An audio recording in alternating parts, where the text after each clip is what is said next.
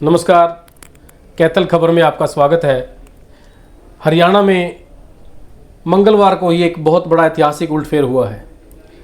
हरियाणा बनने के बाद पहली बार ऐसा उलटफेर देखने को मिला है जब महज 15 साल के राजनीतिक अनुभव रखने वाले एक कार्यकर्ता को, एक नेता को भारतीय जनता पार्टी ने प्रदेश की कमान सौंप दी है।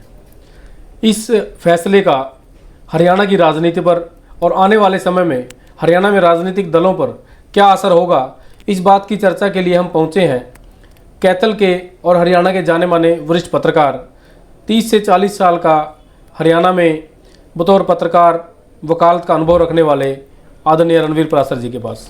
सर नमस्कार। हाँ जी नमस्कार जी। सर, जैसे कल भारतीय जनता पार्टी ने एक ही दिन में पूरी कैबिनेट का इस्तीफा दिलवा करके जिस नाटकीय ढंग से सरकार का चेहरा मोहरा बदला है, उसे आप कहाँ देखते हैं? पहले तो मैं आपका धन्यवाद करता हूं कि आपने चर्चा के लिए मुझे चुना। जहां तक एकदम निर्णय का, एकदम कोई निर्णय नहीं लिया गया। ये पिछले 10 से 15 दिन, जहां तक मुझे फीडबैक है विद इन पार्टी, 15 दिन से ये एक्सरसाइज चल रही थी कि लोकसभा चुनाव से पहले भाजपा ऐसा कौन सा तरीका अपनाए कि जातीय ध्रुवीकरण के आधार पर जो भाजपा का ट्रेडिशनल वोट है उसको मजबूती कैसे प्रदान की जाए। उसके लिए भाजपा ने एक ऐसे चेहरे को चुना जिसने मात्र 15 साल की राजनीति में एक कंप्यूटर ऑपरेटर से उभर कर अपने संघर्ष के बलबूते पर और ईमानदार छवि के बलबूते पर राइज किया। और वो चेहरा नायब सैनी से बड़ा हो नहीं सकता था। बतौर एमपी और बतौर मिनिस्टर उनकी जो छवि पार्टी लीडरशिप के माइंड में थी वो पार्टी ने कैश की है। भाजपा में तो और भी पुराने लीडर हैं और अनिल विज हैं, जैसे कितने कई बार विधायक बन चुके हैं, तो नायब सैनी ही क्यों? जातीय समीकरण भी देखे जाते हैं। 10 साल से पंजाबी समुदाय से मुख्यमंत्री जी थे मनोहर लाल जी, और जहाँ तक वीर साहब का सवाल है, उनको तो कैसे अनदेखा किया गया वो तो पार्टी लीडरशिप का बड़ा इशू है, उसके बारे में तो मैं टिप्पणी नहीं कर सकता। जातीय समीकरण में ओबीसी चेहरा लेना भाजपा के लिए बहुत ज़बरदस्त पुश वो करेगा इनके इलेक्शन कैंपेन को और सीटों को।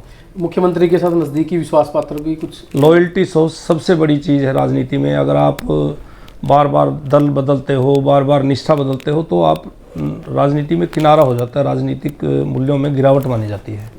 और इनसे नज़दीकी कोई चेहरा मुख्यमंत्री जी के नज़दीक नहीं था। निश्चित तौर पर मुख्यमंत्री जी की चॉइस पर ही ये सारा कुछ किया गया है। हाईकमान ने मुख्यमंत्री जी से मंत्रणा करने के बाद निर्णय लिया है। अदरवाइज कई राज्यों में तो अचानक मुख्यमंत्री चेंज किए। 2 दिन पहले पीएम साहब के साथ थे, तो वहाँ सारा सेटल करके ही सारा किया गया। तो इस ओवरऑल फैसले का सब हरियाणा में अभी हाल ही में सिर के ऊपर है लोकसभा चुनाव। पहले लोकसभा चुनाव पे, उसके बाद विधानसभा चुनाव में क्या असर देखते हैं, क्या संभावना है? देखो, विधानसभा चुनाव तो कुछ पहले हो सकते हैं। इस समीकरण से लगता है भी 2-3 महीने पहले चुनाव होंगे, अगस्त में भी हो सकते हैं। और जहाँ तक लोकसभा चुनाव का ताल्लुक है, ओबीसी से आते हैं सैनी साहब जी। 21% टोटल वोट्स हैं हरियाणा में, पॉपुलेशन का 21% हरियाणा में। और इतना बड़ा 79 कास्ट्स हैं ओबीसी की, उनको रिस्पेक्ट देने का जो काम बीजेपी ने किया है, मुझे ये लगता है कि थोड़ी थोड़ी उन्होंने जो चीज़ फॉलो की है, राजनीतिक सिद्धांतों को, राजनीतिक मूल्यों को विद इन पार्टी मजबूत करने के लिए उन्होंने चौधरी देवीलाल और ओम प्रकाश चौटाला की नीतियों को फॉलो किया है। कैसी नीतियाँ? नीति ये कि चौधरी देवीलाल ने, आप देखो, 1987 से लेके जब तक भी वो मुख्यमंत्री रहे या पार्टी प्रमुख रहे, उन्होंने हरियाणा में जितनी बैकवर्ड क्लासेस को, एससीज को उन्होंने उठाया है, ये आज तक किसी राजनेता या राजनीतिक पार्टी ने कदम नहीं उठाया था। आप जांगड़ा समुदाय देखिए, सैनी समुदाय देखिए, कश्यप देखिए, वाल्मीकि देखिए, हरिजन देखिए, और उन्होंने तो जितना सोशल इंजीनियरिंग करके सामाजिक अपलिफ्टमेंट इन कैटेगरीज का किया है, कास्ट का किया है, किसी नेता ने किया नहीं। और ये इससे बड़ा कोई मौका हो नहीं सकता था मनोहर लाल जी के लिए कि वो ऐसे समुदाय से एक युवा चेहरे को पिक करें जो इस बरादरी से आता है, ओबीसी वर्ग से आता है। सर, हम तो बात करें जैसे ओम प्रकाश चौटाला जी रहे और देवीलाल रहे, उन्होंने एमएलए एमपी बनाने तक बात आपने, मैं इससे सहमत हूँ कि आपकी, कि उन्होंने पिछड़ा वर्ग से एमपी एमएलए बनाए। लेकिन भारतीय जनता पार्टी ने उससे भी आगे बढ़ करके उनका वो तो सीएम का चेहरा खुद रहते थे, पार्टी प्रमुख खुद होते थे। यहाँ बीजेपी ने पार्टी प्रमुख बनाया और फिर प्रदेश का सीएम भी बना दिया, एक चेहरा ही बदल दिया पूरी तरह से। देखिए, मनोहर लाल जी की जो इमेज रही 10 साल में, उसमें उसको अगर हम थोड़ा सा रिकंसिडर करते हैं इमेज को, तो उन्होंने अपनी इमेज के अनुरूप त्याग किया है, बहुत बड़ा राजनीतिक त्याग बोलते हैं इसको जी। और ये पार्टी के हित में कदम उठाए उन्होंने, बीजेपी के हित में। और जब वो कहते थे सबका साथ सबका विकास, तो उसी परिभाषा में उन्होंने ओबीसी से कैंडिडेट को चुना और नेचुरली उनके विश्वास पात्र को चुना उन्होंने। तो नायब सैनी को आपका भी लंबा राजनीतिक पे नज़र रखने का इतिहास वो रहा, एक्सपीरियंस रहा है, लंबा टाइम पत्रकार रहे हैं, वकील रहे हैं। तो नायब सैनी को तो सीएम बनाया गया है, कहाँ देखते हैं भी किस तरह का इनका आने वाले टाइम में बतौर सीएम प्रदर्शन रह सकता है? प्रदर्शन बहुत अच्छा रहने की उम्मीद है, क्योंकि जो मनोहर लाल जी की सलाहकार टीम है, जिन्होंने इतनी ज़बरदस्त नीतियां बनाई और उन पे इम्प्लीमेंटेशन का काम किया। उदाहरण के तौर पर मैं आपको सबसे बड़ा जो मनोहर लाल जी की उपलब्धि रही है, वो एक ईमानदार मुख्यमंत्री की रही और उन्होंने अपनी ईमानदारी को ढिंढोरा नहीं पिटा, उसको साबित करके दिखाया। आप एक परिवार का कल इंटरव्यू आया था जो ग्रुप डी की भर्ती निकली है, एक बड़ी बहन ने बीटेक किया था, छोटी बीए में पढ़ रही थी। एक ही परिवार से 2 बेटियां मेरिट पे सिलेक्ट हुई। और सबसे बड़ा चैलेंज आज की तारीख में अगर नए मुख्यमंत्री जी के लिए होगा, वो यही है कि मनोहर लाल जैसी छवि, एक ईमानदार चीफ मिनिस्टर की छवि बरकरार रखना, वो ज़्यादा इम्पोर्टेंट है उनके लिए और पार्टी के लिए भी वो उतना इम्पोर्टेंट है। अगर वो इमेज ये रखेंगे कि बिना पर्ची बिना खर्ची नौकरियां उसी तरह मेरिट पे होंगी, चाहे वो किसी बिरादरी के बच्चों को मिले। जाटों के बहुत अच्छे लोग लगे हैं, लोग कहते हैं भाजपा जाट विरोधी है, जाट विरोधी बिल्कुल भी नहीं है। जाटों के बच्चे लगे मेरिट पे, गुज्जर समुदाय के लगे, ब्राह्मणों के लगे, बैकवर्ड के लगे। तो अगर आप मेरिट को सम्मान देंगे तो आपकी जो इमेज है वो और ऊंची होगी। डॉक्टर जी, हमारी वो बात अधूरी रहेगी, इस फैसले का विधान लोकसभा चुनाव पर क्या असर पड़ेगा और विधानसभा को लेकर के क्या सिनेरियो बनने जा रहा है? विधानसभा की बात तो करना भी प्री मैच्योर रहेगा, लोकसभा की चर्चा कर लेते हैं। ये जो जीटी रोड बेल्ट है, इस पे विधानसभा का आपने बताया था, हम चर्चा कर रहे थे एक जगह, 21 सीटें थी 2014 में, पिछली बार 15 रही। अब आप एक समझो ना, जो ये नारा देते 70 पार विधानसभा का, वो 70 पार नहीं हुआ था, 40-45 पे अटक गए थे। 40 थी, 41 थी, जो भी थी। तो इस बार तो मुझे नहीं लगता कि कहीं दूसरा विपक्ष कोई खड़ा मिलेगा बीजेपी के कैंपेन के खिलाफ। मतलब स्पष्ट बहुमत की बात? स्पष्ट बहुमत तो बहुत छोटी बात है, स्पष्ट बहुमत से बहुत ज़्यादा सीटें मिलेंगी। क्योंकि आप एक चीज़ देखिए, अगर हम जातीय समीकरण देखते हैं ना, सारी राजनीतिक पार्टी देखती हैं, ओबीसी के अलावा जो 21% वोट है, उसके अलावा ब्राह्मण, गुज्जर, राजपूत, आपका पंजाबी, अग्रवाल, ये ऐसी कास्ट हैं जो जिनके पास तो बीजेपी के अलावा कोई विकल्प नहीं था, ना आज विकल्प है। यानी ये एक्स्ट्रा एडवांटेज मिलेगी, जो उनका वोट बैंक था उससे बीजेपी ने एडवांटेज और ले ली।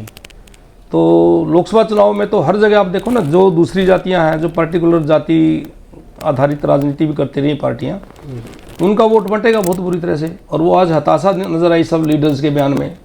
नहीं, कुछ लोग चर्चा कर रहे हैं जैसे पंजाबी वर्ग से सीएम थे, उनको हटाया, उसका असर नहीं पड़ेगा? कोई विपरीत असर नहीं पड़ेगा। पंजाबी तो 10 साल चीफ मिनिस्टर है, आज तक पंजाबी चीफ मिनिस्टर बने ही नहीं थे। डिप्टी चीफ मिनिस्टर एक बार डॉक्टर मंगल सैन बने थे, तो शायद वो अग्रवाल समुदाय से थे या पंजाबी समुदाय से। राव वीरेंद्र सिंह बने थे, वो तो सीएम ही बने थे। राव वीरेंद्र सिंह तो बहुत पहले जब हरियाणा नया नया बना, उसके बाद तो घटनाक्रम बहुत चेंज हुए।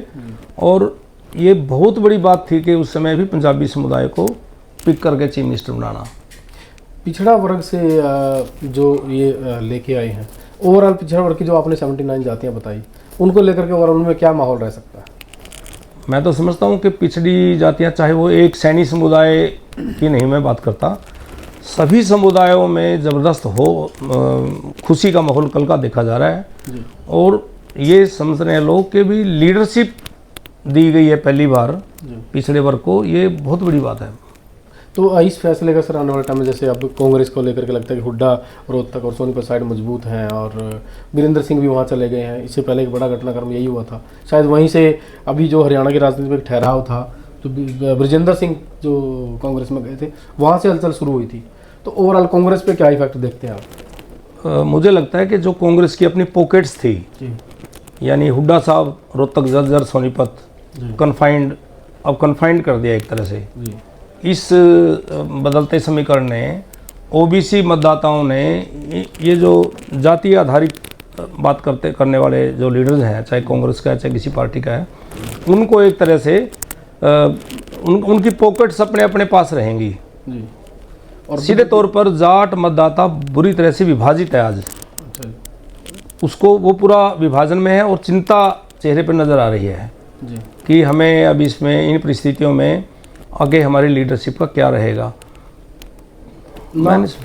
इस जो फैसला कल हुआ है, हाँ जी, ओवरऑल जो हम सोशल मीडिया पे भी चेक कर रहे हैं, सबसे ज़्यादा चुटकुले बन रहे हैं, सबसे ज़्यादा जो फजीहत मतलब हुई है या जो अभी दिख रहा है, हालांकि बाद में रिजल्ट कुछ भी हो, जजपा को सबसे ज़्यादा नुकसान होता दिख रहा है, उसको कहाँ देखते हैं? क्योंकि ना तो इनका गठबंधन टूटने का अभी तक घोषणा हुई और सरकार बीजेपी ने जजपा को बिना घोषणा किए सरकार से बाहर कर दिया, इसको कहाँ देखते हैं और क्या असर रहेगा? आज उनकी रैली भी है हिसार में।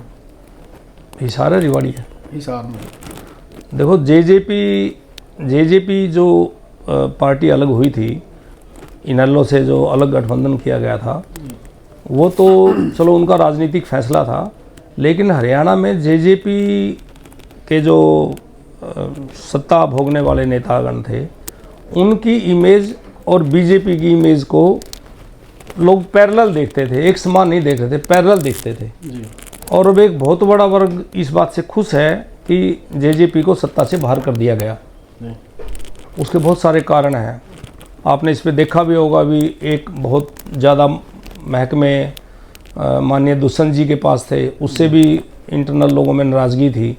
पॉलिटिकली सेटबैक जेजेपी के लिए बहुत ज़बरदस्त है। मुझे लोकसभा तो क्या, विधानसभा में भी उनका कोई अगर समीकरण में कोई एक आधी सीट बने, अदरवाइज तो जेजेपी तो साफ है बिल्कुल। मतलब आपको लगता है कि जेजेपी का जनाधार किस सफाया हो गया? और इससे सबसे ज़्यादा उत्साहित अगर कोई पार्टी होगी, वो इनेलो के जो फाउंडर्स होंगे, जो सबसे बुजुर्ग लीडर या वर्कर हैं, वो सबसे ज़्यादा उत्साहित हैं कि जिन्होंने जिन्होंने इनेलो को धोखा दिया था और अच्छे सपने लेके निकले थे, कुछ समय सत्ता तो भोग ली, लेकिन अब वो उनके लिए कुछ राजनीतिक भविष्य नज़र नहीं आता। तो जजपा को नुकसान हो सकता है? जजपा को सबसे ज़्यादा नुकसान है। और इनेलो का कुछ अपलिफ्टमेंट होगा? इनेलो का अपलिफ्टमेंट तो ये कि चौधरी ओम प्रकाश चौटाला है और अभय सिंह जी हैं, उनकी जो पॉलिटिकल पावर्स हैं, स्किल है, वो थोड़ी मजबूत हुई है, क्योंकि जो जेजेपी का वोट सत्ता के कारण जेजेपी के साथ था, वो निश्चित तौर पे वो उनके प्रति आस्था अपनी द्वारा व्यक्त करेगा, चौटाला साहब के प्रति। मतलब वापस लौट सकते हैं? 100% चांसेस है, 100% चांसेस है, क्योंकि उनमें कुछ नज़र नहीं आया ना, अब जी फ्लोप सो साबित हो गया। प्रसाद जी, अभी हम आखिरी बात करके अपनी चर्चा खत्म करेंगे। अभी जैसे लोकसभा चुनाव मतलब टिकट घोषणा होने वाली है भाजपा की भी, और कांग्रेस ने एक सीट आम आदमी पार्टी को दे दी है, तो लोकसभा चुनाव में तो फौरी तौर पे इस फैसला क्या असर रहेगा? क्या बीजेपी 10 की 10 सीटों का इतिहास दोहरा पाएगी, या कांग्रेस एक आध सीट जीतेगी, या कुछ और ज़्यादा सीटों पे कांग्रेस का प्रदर्शन ठीक रहेगा? कांग्रेस के पास असल में कोई आज ऐसा इशू नहीं है जो बीजेपी के खिलाफ हो। लीडरशिप परिवर्तन होना कोई इशू नहीं है, ये कोई बीजेपी के खिलाफ नहीं जाएगा, रादर बीजेपी का वोट बैंक मजबूत हुआ है। और जैसा मैंने कहा, कांग्रेस की खुद की लीडरशिप इतनी बिखरी हुई है, उस बिखरी हुई कांग्रेस को कोई लाभ इससे नहीं होगा। हाँ, एक चीज़ ज़रूर बीजेपी ने कर दी, राहुल गांधी जी, आपने पढ़ा होगा, सुना होगा, वो जातीय जनगणना की बात कर रहे हैं जी। और बीजेपी ने मास्टर स्ट्रोक लगाते हुए जातीय जनगणना के उसकी बात का, राहुल जी की बात को बहुत बड़ा जवाब दे दिया है। जनगणना के आधार पर ओबीसी के चीफ मिनिस्टर का चेहरा नए व्यक्ति को चीफ मिनिस्टर बनाकर, मतलब सोशल इंजीनियरिंग में एक नया प्रयोग, नंबर 1 नया प्रयोग किया है। और इसमें मैं बड़ी लीडरशिप को तो हम क्या जाने, मनोहर लाल जी की जो सोच थी, उन्होंने बड़ा अपना त्याग करके, त्याग और तपस्या की एक नई मूर्ति के रूप में मनोहर लाल की छवि उभरी है। धन्यवाद sir. Okay sir, thank you very much. तो ये हमारे साथ पराशर जी थे, जिन्होंने मौजूदा हालात पर चर्चा की। आपकी इस मामले में क्या राय है, हमें कमेंट करके ज़रूर बताएं।